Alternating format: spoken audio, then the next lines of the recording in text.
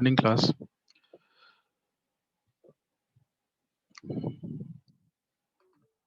तो अच्छा, आज मैं ट्यूट टेस्ट आप लोगों को लेने वाला हूँ। ठीक है, जो आपकी ट्यूट क्लास होगी लंच के बाद, उधर हम लोग tute class sorry tute test करने वाले हैं। किसी भी क्वेश्चन में किसी को कुछ प्रॉब्लम तो नहीं है? जो प्रॉब्लम सेट मैंने अब क्लासरूम पर डाल दिया है, अगर उधर किसी भी क्वेश्चन में किसी को दिक्कत हो रही है तो पूछ लो मुझसे। वैसे सारे क्वेश्चंस मैंने करा दिए थे क्लास में, तो मेरे ख्याल से प्रॉब्लम तो नहीं होनी चाहिए, मगर अभी भी अगर किसी को कोई दिक्कत है तो पूछ सकता है। बाकी हम लोग कल बात कर रहे थे ऑप्शंस ग्रीक्स की। ग्रीक्स मतलब होते हैं जिनसे आप ये पता कर सकते हो कि भाई देखो, जैसे आपको पता है कि अगर मुझे डेरिवेटिव में ट्रेडिंग करनी है तो वहां पर क्या होगा, मैं मुझे वहां पर एक कोई अंडरलाइंग असेट होगा जिस असेट का मैं डेरिवेटिव लूंगा। ठीक है, अगर मैं ऑप्शंस की बात करूं तो मैं कोई असेट होगा, कोई स्टॉक होगा, या कोई इंडेक्स होगा, या कोई कमोडिटी होगी जिसका मैं ऑप्शंस डेरिवेटिव लूंगा। ठीक है, अभी जो आपका ऑप्शन प्राइस है, यानी प्रीमियम जिसको बोलते हैं, ऑप्शन प्राइस जो मुझे पे करना पड़ रहा है उस कॉन्ट्रैक्ट को करने के लिए। ठीक है, जो मुझे मार्जिन मनी देना पड़ रहा है, जो मुझे जितने पैसे मुझे देने पड़ रहे हैं उस ऑप्शंस कॉन्ट्रैक्ट को करने के लिए, उसको बोलते हैं ऑप्शन प्राइस। तो वहां पे मूवमेंट कैसे होते हैं? बहुत सारे फैक्टर्स काम करते हैं वहां पर। ठीक है, लेकिन जो मेन फैक्टर है वो है कि आपका अंडरलाइंग असेट किस डायरेक्शन में उसका मूवमेंट है, अंडरलाइंग असेट का मूवमेंट किस डायरेक्शन में है, उसके अकॉर्डिंग आपके जो भी ऑप्शन प्राइस है या ऑप्शन प्रीमियम है, उधर आपको मूवमेंट देखने को मिलेंगे। ठीक है, क्योंकि आप ऑप्शंस अगर डेरिवेटिव ले रहे हो तो आप उसी अंडरलाइंग असेट को ही में ही तो ट्रेडिंग कर रहे हो। कि मतलब वो असेट में सपोज मैं कॉल ऑप्शन ले रहा हूँ, बाई कर रहा हूँ, तो मैं ये बोल रहा हूँ कि वो पर्टिकुलर स्टॉक, पर्टिकुलर शेयर के प्राइसेस बढ़ेंगे। तो जैसे जैसे उस स्टॉक, उस शेयर का प्राइस बढ़ेगा, मेरा ऑप्शन प्राइस भी तो बढ़ने लगेगा। जो मेरे ऑप्शन प्रीमियम है उधर भी तो मुझे ज्यादा अमाउंट दिखने लगेगा। ठीक है, जितना ज्यादा उधर मुझे दिखेगा वो मेरा प्रॉफिट होगा, मगर कितना?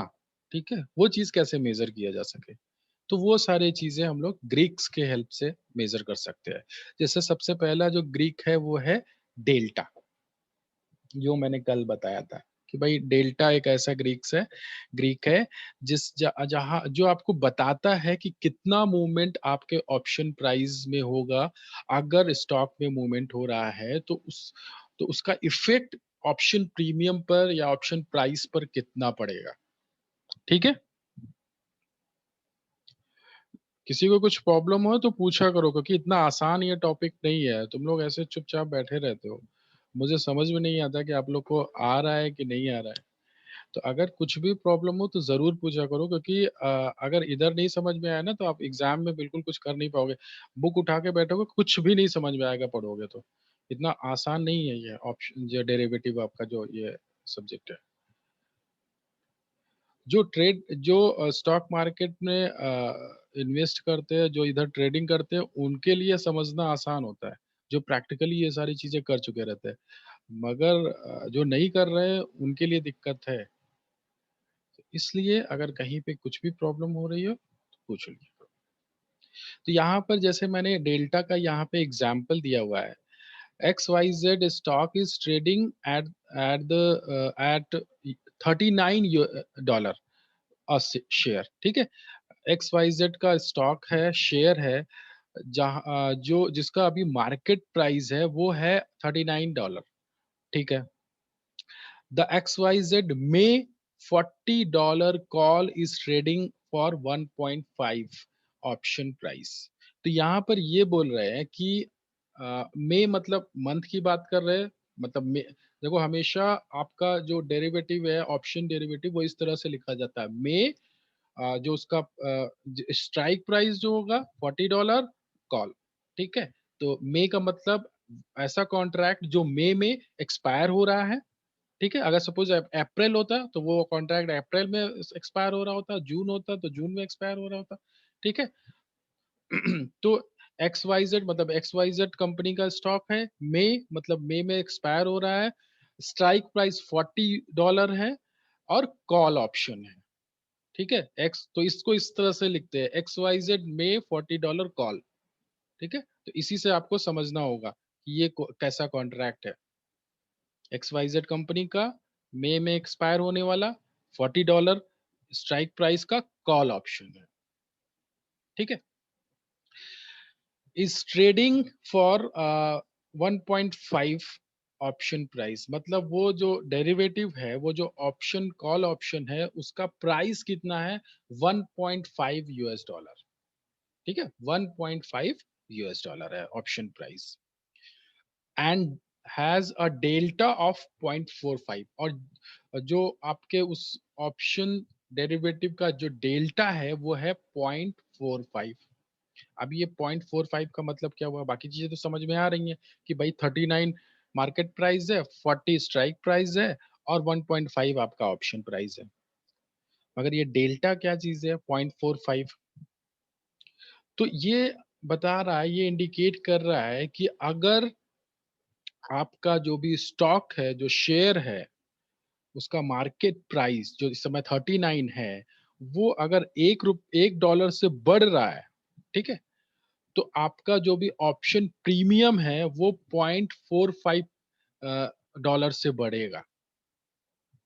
ठीक है, मतलब उधर $1 का मूवमेंट होगा तो इधर $0.45 का मूवमेंट होगा। ठीक है, अगर वो $1 से कम हो रहा है तो आपका इधर $0.45 से कम होगा। ठीक है, ये मूवमेंट को बता रहा है कि आपके अंडरलाइंग असेट में जो मूवमेंट हो रहा है और उसका इफेक्ट कितना पड़ रहा है ऑप्शन प्राइस पे। ठीक है। तो यहाँ पर जैसे कि बताया गया है, आगे देखिए, if X Y Z stock rises 1 point, suppose आपका जो भी एक्स वाई जेड स्टॉक है, शेयर है, वो $39 से 40 हो जाता है, $40 हो जाता है, तो उस कंडीशन में आपका जो भी कॉल ऑप्शन है $40 में, $40 कॉल ऑप्शन जो है वो कितना बढ़ जाएगा, 0.45 पॉइंट बढ़ जाएगा, $0.45 बढ़ जाएगा, यानी जो कि प्राइस पहले 1.50 था, अभी वो कितना हो जाएगा, 1.50 प्लस 0.45 यानी कि 1.95। ठीक है, तो ये आपका डेल्टा इंडिकेट कर रहा है, आपको बता रहा है कि कितना आपके अंडरलाइंग असेट के कंपैरिजन में वहां पे मूवमेंट होने पर कितना मूवमेंट आपके ऑप्शन प्राइस में होता है। ठीक है, और जैसा कि मैंने पहले बताया था, यहाँ पर जो मूवमेंट है वो 0 से 1 के, जो डेल्टा है, अगर मैं कॉल ऑप्शन की बात करूं तो यहाँ पर जो डेल्टा होगा वो 0 से 1 के बीच में ही होगा। ठीक है, 0 भी हो सकता है और 1, 0.5 भी हो सकता है, 0.6 भी हो सकता है, 0.8 भी हो सकता है। ठीक है, इसी के बीच रहेगा। अगर मैं पुट ऑप्शन की बात करूं तो वहां पर जो डेल्टा है वो 0 से -1 के बीच होगा। ठीक है, या इस तरह से बोल सकते हैं, -1 से 0 के बीच होगा। Okay, so the delta for an option can be a trader a good indication of how the overall value of option position may increase or decrease with changes in underlying asset price. This particularly helpful in assessing the price risk of a long-term and short-term option trade. Delta, like all Greeks, goes to zero at expiration date. तो जो expiration date पे जो आपका delta होगा वो zero हो जाता है। ठीक है, चलिए फिर ये डेल्टा हो गया, अभी आगे का जो ग्रीक्स है उसको देखते हैं। जो मार्केट प्राइस है, जो स्पॉट मार्केट है, वहां पे एक्स वाई जेड स्टॉक की वैल्यू कितनी है, 39। ठीक है, द एक्स वाई जेड में $40 call is trading for 1.5 option price. यानी इसका मतलब क्या हुआ कि अगर मैं इसमें ऑप्शन लेता हूँ, अगर कॉल ऑप्शन में लेता हूँ, कॉल ऑप्शन अगर बाई करता हूँ, स्ट्राइक प्राइस कितना 40, 39 मार्केट प्राइस है, लेकिन मैं 40 स्ट्राइक प्राइस पे अगर कॉल ऑप्शन लेता हूँ, तो वहां पे जो उसकी ऑप्शन जो प्राइस है, जो उसको प्रीमियम कितना है 1.5 रुपीज। ठीक है, उस ऑप्शन को लेने के लिए मुझे 1.5 रुपीज पे करना पड़ेगा, and has a delta of 0.5, और वहां पर जो डेल्टा है वो कितना है 0.5। ठीक है, आ रही बात समझ में? मार्केट प्राइस 39 रुपीज, और आपका जो भी ऑप्शन प्राइस है वो 40 रुपीज, स्ट्राइक प्राइस का कितना है 1.5 रुपीज, और डेल्टा कितना है 0.45, और ऑप्शन कॉल ऑप्शन है तो इसलिए डेल्टा क्या है, वो पॉजिटिव है। ठीक है, अब ये इनपुट होता तो नेगेटिव होता। If X Y Z stock rises 1.240, अगर आपका स्टॉक 1 रुपए से बढ़ जाता है, द एक्स वाई जेड में $40 call is estimated to increase in the price, कितना बढ़ेगा 0. Sorry 0.45 rupees, sorry dollar. ठीक है, इतना वो बढ़ जाएगा, यानी अभी $1 बढ़ने ऑप्शन प्राइस था, अभी कितना है 1.5 प्लस 0.455, सॉरी 1.50 प्लस 0.90। ठीक है, तो यानी 2.4 रुपीज हो जाता। अगर आपका जो भी स्टॉक है वो $2 से अगर बढ़ जाता है उसका प्राइस, यानी 41 हो जाता। आ रही बात समझ में? डेल्टा का मतलब है कि आपका अगर स्टॉक में जितना जो अगर बढ़ रहा है प्राइस, उस हिसाब से आपके जो भी ऑप्शन प्राइस में कितना मूवमेंट होता है। $1 अगर उधर मूवमेंट होगा तो इधर 0.45 का मोमेंट होगा। ठीक है, the delta for an option can give a trader good indication of how the overall value of an option position may increase or decrease with changes in underlying asset price। ठीक है, ये आपको बताता है कि कितना आपका स्टॉक बढ़ेगा या घटेगा अगर अंडरलाइंग जो असेट है वहां पे मूवमेंट होता है तो। This is particularly helpful in assessing price risk for a long और short term option trade। ठीक है, दोनों के लिए आप लॉन्ग और शॉर्ट टर्म दोनों के लिए आप असेस कर सकते हो रिस्क को। इधर delta like all the Greeks goes to zero to expiration date. जैसे और मतलब ग्रीक्स क्या होते हैं, जब भी आपका कॉन्ट्रैक्ट एक्सपायर होता है तो उस समय जीरो हो जाता है। तो वही चीज बता रहा है कि डेल्टा और दूसरे जो भी ग्रीक्स हैं उनकी तरह एक्सपायरेशन डेट को उनकी वैल्यू डेल्टा की वैल्यू जीरो हो जाती है। ठीक है, अ, अभी नेक्स्ट ग्रीक क्या हो सकता है, थीटा। ठीक है, theta is basically a time risk, मतलब ये टाइम को बताता है। जो टाइम जैसे जैसे जैसे मैंने बताया ना कि जब भी ऑप्शन प्राइस के जो फैक्टर्स थे उसमें मैंने बताया था, एक तो अंडरलाइंग असेट के मूवमेंट जो होते हैं वो उसके ऊपर डिपेंड करता है आपके ऑप्शन का प्राइस क्या होगा। दूसरी चीज टाइम ड्यूरेशन, आपका जो भी कॉन्ट्रैक्ट है वो कब एक्सपायर होने वाला है। ठीक है, अगर ड्यूरेशन कम है तो आपके ऑप्शन प्राइस कम होगी, अगर ड्यूरेशन ज्यादा है तो आपके ऑप्शन की प्राइस ज्यादा होगी। तो वही टाइम रिस्क को यहाँ पर जो थीटा क्या है, थीटा इज आपके टाइम रिस्क को जो है बताते हैं कि हर एक दिन चेंज होने पर आपके ऑप्शन प्राइस में कितना चेंजेस होगा।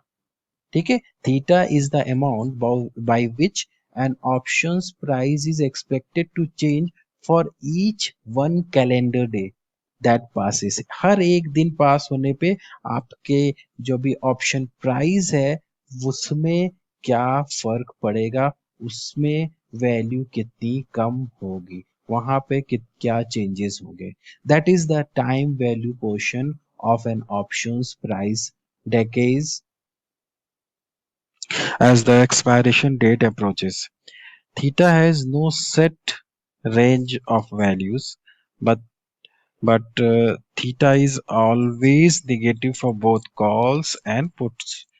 मतलब जब आपने डेल्टा में अभी हम लोग ने अभी डिस्कस किया कि डेल्टा में एक वैल्यू रेंज थी कॉल ऑप्शन के लिए 0 to +1 एंड पुट ऑप्शन के लिए 0 to -1। यहाँ पर वैसा कोई रेंज नहीं है यहाँ पर, लेकिन ये चीज है कि theta is always negative, theta हमेशा नेगेटिव ही होगा। क्यों? क्योंकि अभी आप कॉल ऑप्शन प्राइस की बात करो या पुट ऑप्शन प्राइस की बात करो, हर जगह जैसे जैसे ड्यूरेशन कम होगा, जैसे जैसे नंबर ऑफ डेज कम होते हैं, वैसे वैसे दोनों की वैल्यू आपको कम ही हो दिखाई पड़ेगी। ठीक है, वहां पर क्या था आप मतलब यहाँ पे क्या बोलने की कोशिश कर रहे हैं कि वैल्यू कम होगी कि मतलब कि अगर सपोज उस वो वहाँ पर जो भी अंडरलाइंग एसेट है वो बिल्कुल स्टेबल है। सपोज अंडरलाइंग एसेट आपका 100 रुपीज का है, ठीक है, वहाँ बहुत ज्यादा मूवमेंट नहीं हो रहे हैं, स्टेबल है, 101 या 99, 102 ऐसा कुछ मूवमेंट हो रहा है, कभी 101 हो जा रहा है, कभी फिर वापस 100, फिर 102, फिर 100, ऐसा मूवमेंट हो रहा है। फिर भी आपको दिखेगा कि यार ये ऑप्शन जो प्राइस है मैंने जो ले रखा है, ये तो यहाँ पे तो इसकी वैल्यू कम होती चली जा रही है हर दिन। मैं देख रहा हूँ कि वो उसकी वैल्यू कम होती जा रही है। क्यों? ऐसा क्यों हो रहा है? क्योंकि आपका एक्सपायरी डेट और नजदीक आती चली जा रही है। आपके जो ड्यूरेशन है, जो टर्म है, जो कॉन्ट्रैक्ट का, वो कम होता चला जा रहा है। ठीक है? तो ऑप्शन प्राइस के लिए सबसे बड़ा फैक्टर होता है आपका स्ट्राइक, जो आपके स्टॉक का प्राइस, और दूसरा जो फैक्टर होता है मेन, वो होता है टाइम, कितना टाइम पीरियड बचा हुआ है। आप लोग ने टाइम वैल्यू ऑफ मनी पढ़ा होगा, वही कंसेप्ट यहाँ पर लगाया होगा। जितना भी कम टाइम बचा हुआ है, जितना ज्यादा टाइम बचा हुआ है उतना ज्यादा रिस्क है, मगर उसके लिए आपको ज्यादा भी प्राइस पे करना पड़ेगा। रिटर्न मिलने के भी चांसेस वहां पे ज्यादा है। जितना ड्यूरेशन कम होगा वहां पर प्रॉब्लम ये है कि अभी टाइम कम है, तो जो है उस तो अगर आप लॉस में चल रहे हो तो फिर प्रॉफिट मिलने के चांसेस बहुत कम हो जाता है। ठीक है, तो ड्यूरेशन जितना ज्यादा होगा उतना आपका प्राइस ज्यादा होगा। ठीक है। स्टॉक के प्राइजेस के बेसिस पे आप जो है देखते थे कि ऑप्शन के प्राइस का पर उसका इम्पैक्ट कितना पड़ रहा है। कॉल ऑप्शन में प्राइजेस बढ़ते थे तब वो पॉजिटिव होता था, अब लेकिन पुट ऑप्शन में प्राइजेस कम होते थे तब वो पॉजिटिव होता था। यहाँ पर ऐसा नहीं है, यहाँ पर जैसे जैसे ड्यूरेशन कम होती है, चाहे वो कॉल ऑप्शन का प्राइस हो या फिर पुट ऑप्शन का प्राइस हो, दोनों जगह प्राइजेस आपको कम होते हुए दिखाई पड़ेंगे। ठीक है, however when calculating the theta of an option position, short options will have a positive theta। लेकिन यहाँ पर ये तो हम लोग ने लॉन्ग पोजीशन की बात करी थी। ठीक है, जब बाई करते हैं कॉल ऑप्शन पुट ऑप्शन, लेकिन अगर मैं शॉर्ट पोजीशन की बात करूं या जब मैं ऑप्शंस कॉल या पुट जब मैं सेल करता हूं, ठीक है, तो हमेशा मेरे लिए थीटा क्या होगा? पॉजिटिव ही होगा। जब जैसे जैसे अपोजिट डायरेक्शन में मूवमेंट होंगे, यानी कि कॉल ऑप्शन में प्राइजेस कम होंगे या फिर पुट ऑप्शन में प्राइजेस मतलब कोई भी मूवमेंट हो।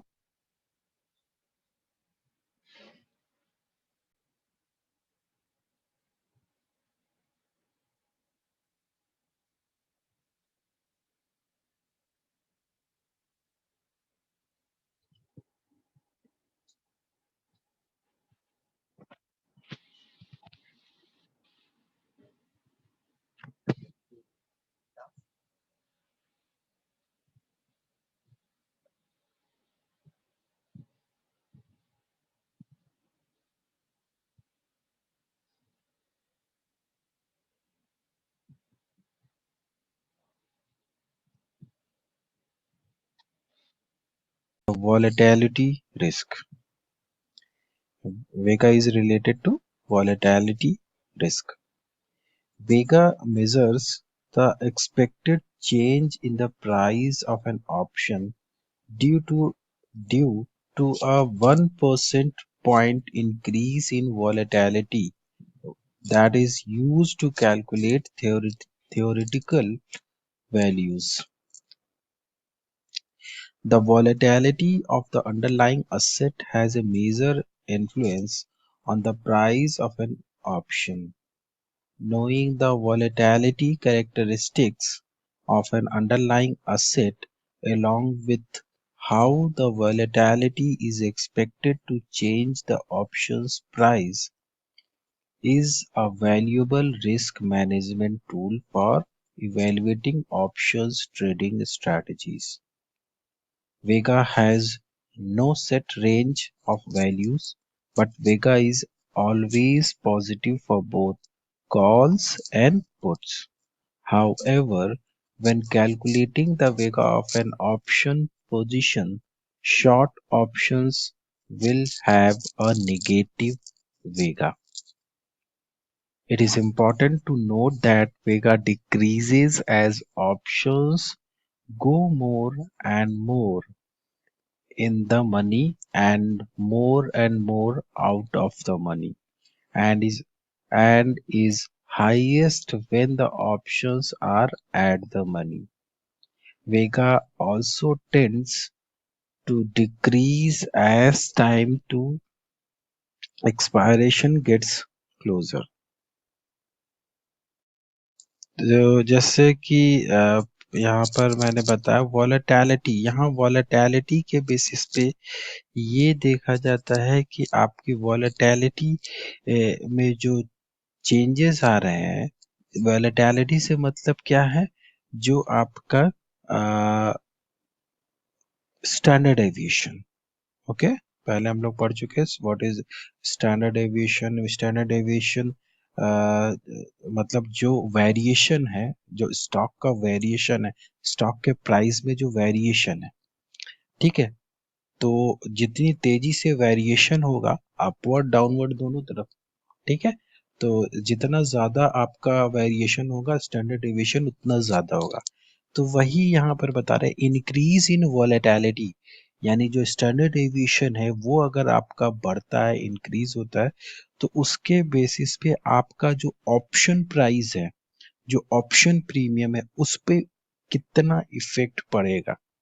सपोज 1% वॉलेटिलिटी 1% से बढ़ता है, इंक्रीज होता है, तो उसका इम्पैक्ट आपके जो ऑप्शन प्रीमियम है उस पे कितना पड़ेगा। एग्जाम्पल के थ्रू समझने की कोशिश करते हैं। जैसे यहाँ पे एग्जाम्पल दिया गया है, XYZ is trading eight $19 a share on 1 अप्रैल। ठीक है, जो स्पॉट मार्केट में जो प्राइस है वो $19 है XYZ स्टॉक की। लॉन्ग, लॉन्ग मतलब बाय, ठीक है, लॉन्ग XYZ में 19 कॉल इज ट्रेडिंग। इसका मतलब क्या हुआ, लॉन्ग मतलब कि आप बाय कर रहे हो ऑप्शंस, यानी अगर आप बाय करते हो, कॉल कॉल ऑप्शन है, ठीक है, XYZ कंपनी, यानी और मे मतलब मे में एक्सपायर हो रही है, ठीक है, और स्ट्राइक प्राइस कितना है 19 का, ठीक है, लॉन्ग XYZ में 19 कॉल, इसका ये मतलब हुआ इस ट्रेडिंग फॉर $1.5, यानी कि जो आपका ऑप्शन प्रीमियम है या ऑप्शन प्राइस है वो कितना है $1.5 विथ अ वेगा ऑफ 0.35। ठीक है, वेगा 0.35 है, इसका मतलब ये हुआ कि वॉलेटिलिटी में अगर 1% से वॉलेटिलिटी आपकी इंक्रीज हो रही है, तो उस कंडीशन में आपका जो भी ऑप्शन प्राइस होगा वो 0.35 आपका इंक्रीज हो जाएगा, जो भी ऑप्शंस हैं। ठीक है, देखो यही चीज आगे दी गई है, if XYZ volatility increases 1% today, the XYZ May 19 call is estimated to increase in price to कितना हो जाएगा 1.50 पहले था प्लस 0.35, यानी हो जाएगा $1.85। ठीक है, तो ये यहाँ पे वॉलेटिलिटी के बेसिस पे आपका जो ऑप्शन प्रीमियम है, जो आपका ऑप्शन प्राइस है, वहां पर क्या चेंजेस होते हैं वो ये बताता है वेगा ग्रीक्स। क्लियर है? Next, the Vega for an option can give a trader good indication of how changes in volatility will affect the overall value of an option position. वही चीज मैंने बताई कि वेगा क्या बताता है कि आपकी वॉलेटिलिटी का हाउ चेंजेस इन, कैसे आपके वॉलेटिलिटी में जो चेंजेस हो रहे हैं वो क्या इफेक्ट करते हैं, क्या उनका इफेक्ट क्या होता है ऑप्शन पोजीशन पे, ऑप्शन प्राइस पे. This is particularly helpful in assessing the volatility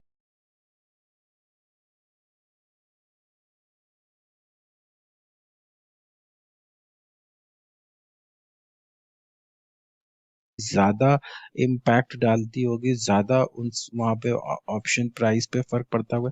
कुछ स्टॉक होंगे जहां पे इतना नहीं इम्पैक्ट पड़ता होगा. ठीक है, तो उस हिसाब से आप वहां पर रिस्क को असेस कर सकते हो. वेगा की हेल्प से आप रिस्क को असेस कर सकते हो. There are several independent factors that can affect changes in volatility for stock options.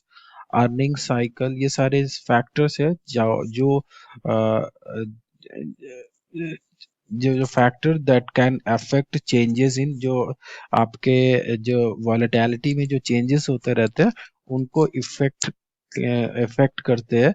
ये सारे फैक्टर्स है. अर्निंग साइकिल, ठीक है, न्यूज, कोई न्यूज इवेंट कुछ ऐसा कुछ होता है, या डिविडेंड से रिलेटेड कुछ एडजस्टमेंट्स, या स्टॉक स्प्लिट अगर कर रहे हैं, स्टॉक स्प्लिट कर रहे हैं, ठीक है, या कोई और दूसरे रीजन. ठीक है. Also there is tendency for volatility to rise in a decline market.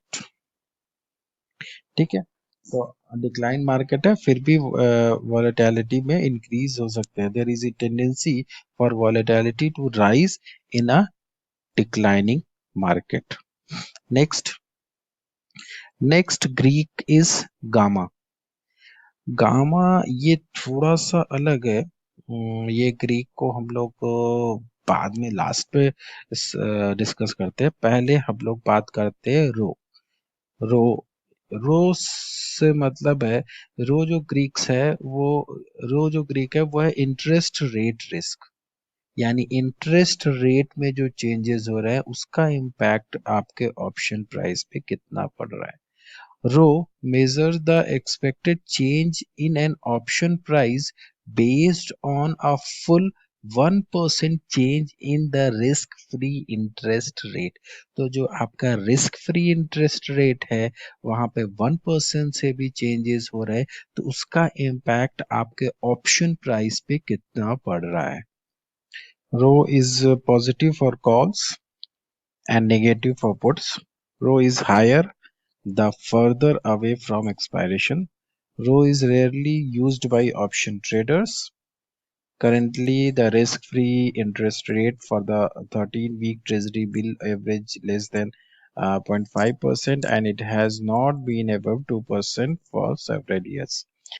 Even an overnight increase in the risk-free interest rate to a full 2% would affect long-term options position less than 5% up or down, the most other positions much less.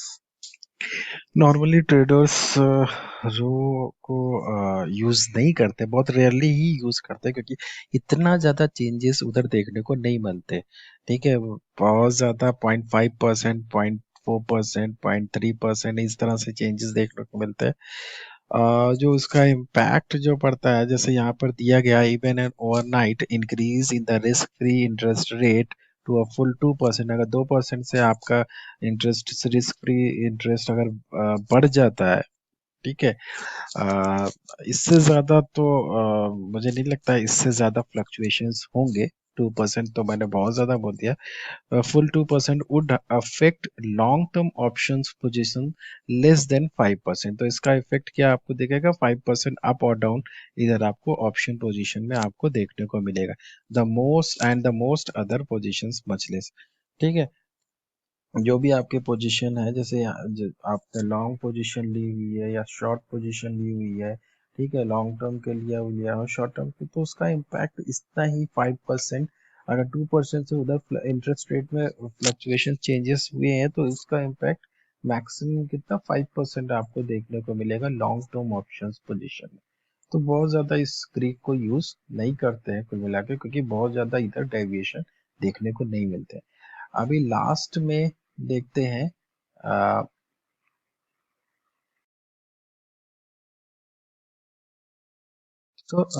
next Greek is gamma.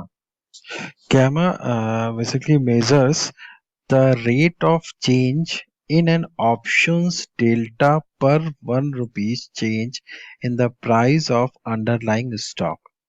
Since a delta is only a good for a given moment in time, gamma tells you how much the options delta should change as the price of underlying stock or index increases or decreases. So gamma basically measures the expected change in delta for an option for a 1 point increase in price of underlying asset. Gamma is the rate of change of delta.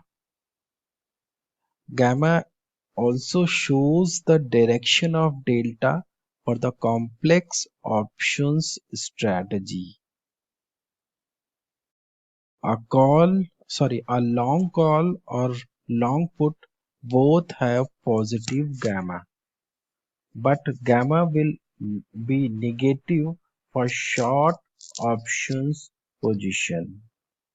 Gamma decreases towards zero as the options move deeper in the money or further out of the money, with the at the money options typically having the highest options gamma value. तो यहाँ पर कुल मिला के ये बताया जा रहा है कि आपके स्टॉक के प्राइस में अगर 1 पॉइंट से भी आपका प्राइस स्टॉक का प्राइस इंक्रीज हो रहा है तो उसका इम्पैक्ट आपके डेल्टा पर कितना पड़ता है। सपोज कोई स्टॉक है, सपोज रिलायंस के स्टॉक्स है, 1000 रुपीज का 1000 रुपए का स्टॉक है। वहां पर अभी सपोज 10% से इंक्रीज हो जाता है प्राइस और 1100 रुपये हो जाता है 1100। अभी जो 100 रुपए जो प्राइस बढ़ा है उसका इम्पैक्ट आपके डेल्टा पे कितना पड़ा। ठीक है, जैसे यहाँ पे एग्जांपल देखिए दिया गया है, XYZ stock is trading eight ₹39 पर शेयर। $39 का आपका एक स्टॉक है। द XYZ में 40 call is trading. XYZ company का स्टॉक है, एक्सपायरी डेट मई में है, 40 रुपीज स्ट्राइक प्राइस है और कॉल ऑप्शन। ठीक है, तो द XYZ में call is trading for 1.5 rupees option price है आपका 1.5 and has a delta 0.45 and a gamma of 0.02. If stock XYZ stock rises 1 point to 40 rupees, the delta is estimated to increase. कितना increase होगा आपका delta 0.45 plus 0.02, जो आपका gamma है वो भी 0.02 यानी 0.47 से आपका जो भी डेल्टा है वो इंक्रीज हो जाएगा। क्यों? क्योंकि आपके ऑप्शन आपका जो भी स्टॉक का प्राइस है वो 1 रुपीज से अभी उसका प्राइस बढ़ गया। तो ऑप तो यहाँ पर कुल मिला के कहने का ये है, डेल्टा और गामा जो दोनों ग्रीक्स हैं, ठीक है, वो लगभग उसको एक अगर एग्जाम्पल से हम लोग समझने की कोशिश करें तो ये यहाँ पर एग्जाम्पल जो दिया गया है वो बिल्कुल सफिशिएंट होगा उसके लिए। जैसे कि यहाँ पर देखिए दिया गया XYZ स्टॉक इज ट्रेडिंग $39। तो अभी मार्केट प्राइस है XYZ स्टॉक का वो $39 है। और आपने लिया वही वाला एग्जांपल है जो अभी हम लोग ने थोड़ी देर पहले डिस्कस किया हुआ था। XYZ में कॉल $40 का जो है में का XYZ का इस आपका कॉल ऑप्शन है, जिसका ऑप्शन प्राइस है 1.5 अभी और जिसका डेल्टा है 0.45। तो अभी अगर आपके जो भी मार्केट प्राइस में अभी जब मूवमेंट होंगे, तो उसका इफ़ेक्ट सबसे पहले आपको डेल्टा में देखने को मिलेगा, ठीक है? ऐसा नहीं है कि डेल्टा किसी भी ऑप्शन का ऑप्शन डेरिवेटिव का हमेशा फिक्स ही होगा, नहीं इतना ही है। जैसे-जैसे प्राइस में मूवमेंट होंगे, वैसे-वैसे डेल्टा भी में भी फ्लक्चुएशंस आएँगे, ठीक है? तो वो कैसे फ्लक्चुएशंस आते हैं उसको मेज़र करने के लिए आप जो है जो यूनिट है वो गामा यूनिट है। तो ठीक है, गामा से आप ये मेज़र कर सकते हो कि डेल्टा में कितने चेंजेस आएँगे, कितना वहाँ पे मूवमेंट होगा, ठीक है? तो यहाँ पर क्या ये बोल रहे हैं कि भई अगर $1 से आपका स्टॉक का प्राइस बढ़ा, तो फिर क्या होगा? आपका डेल्टा जो है 0.45 जो था, अभी वहाँ पे मूवमेंट हुए क्योंकि आपका गामा जो है 0.02 है, तो आपका डेल्टा कितना हो जाएगा 0.45 प्लस 0.02 यानी कि 0.47 अभी आपका डेल्टा हो गया है। तो अभी आपका जो भी ऑप्शन प्राइस है, उधर आपको मूवमेंट कितना देखने को मिलेगा? 0.47 का, यानी कि 1.5 प्लस 0.47। ये सारे मतलब अभी क्या जैसे मैंने बताया था ऑप्शन का प्राइस मेज़र करना इतना आसान नहीं होता है, वहाँ पे बहुत सारे फैक्टर्स काम करते हैं, जैसे हम लोग ने अभी भी एक-एक चीज़ करके पढ़ा है। वहाँ पर आपका सबसे पहले अंडरलाइंग एसेट है, ठीक है? अंडरलाइंग एसेट में जो मूवमेंट होते हैं उसका उधर इम्पैक्ट पड़ेगा ही पड़ेगा आपके ऑप्शन प्राइस पे, जो हम लोग ने पढ़ा, अभी डेल्टा में पढ़ा, गामा में पढ़ा, दोनों जगह वही स्टॉक प्राइस का जो भी मूवमेंट है उसका इफ़ेक्ट दिखा हम लोग को। उसके बाद दूसरी चीज़ है टाइम, टाइम जो है कितना बचा हुआ है, एक्सपायरी डेट में टाइम कितना बचा हुआ है, वॉलेटिलिटी, वेरिएशन, डेविएशन, ठीक है? वॉलेटिलिटी से मतलब है कि स्टैंडर्ड डेविएशन मतलब रिस्क, टोटल रिस्क जो है, जितना ज़्यादा डेविएशन होगा, जितना ज़्यादा वॉलेटाइल होगा आपका स्टॉक, उतना ज़्यादा रिस्क उसमें होगा, ठीक है? तो वही सारी चीज़ें यहाँ पर वही सारे फैक्टर्स को हम लोग ने डिस्कस किया हुआ है यहाँ पर, कि कौन-कौन से फैक्टर्स हैं जो ऑप्शन प्राइस को इफ़ेक्ट करते हैं। ठीक है? ऑप्शन प्राइस में एक ही फैक्टर नहीं होगा कि बस इसी के बेसिस पे आप जो है पता कर सकते हो कि ऑप्शन प्राइस कितना होगा। वहाँ बहुत सारे फैक्टर्स काम करते हैं, ये सारे फैक्टर्स काम करते हैं। लेकिन जो सबसे ज़्यादा इफ़ेक्टिव या सबसे ज़्यादा जो इम्पोर्टेंट फैक्टर है, वो है आपका अंडरलाइंग एसेट। जो एसेट के प्राइस में जो मूवमेंट हो रहा है, वो सबसे ज़्यादा जिसका सबसे ज़्यादा इफ़ेक्ट होता है। ठीक है? मूवमेंट अगर उधर जो आपके प्रेडिक्शन के अकॉर्डिंग होगा, तो आपको उधर ऑप्शन में आपको प्रॉफ़िट होगा, नहीं वरना अगर आपके प्रेडिक्शन के अकॉर्डिंग नहीं होगा, उसके अगेंस्ट होगा, तो आपको उधर लॉस। ठीक है? तो ये आपके ऑप्शंस ग्रीक्स थे या आप जो है जिसकी हेल्प से आप वो सारे फैक्टर्स को आपने देख लिया कि भई कौन-कौन से फैक्टर्स हैं जो ऑप्शन ऑप्शन प्राइस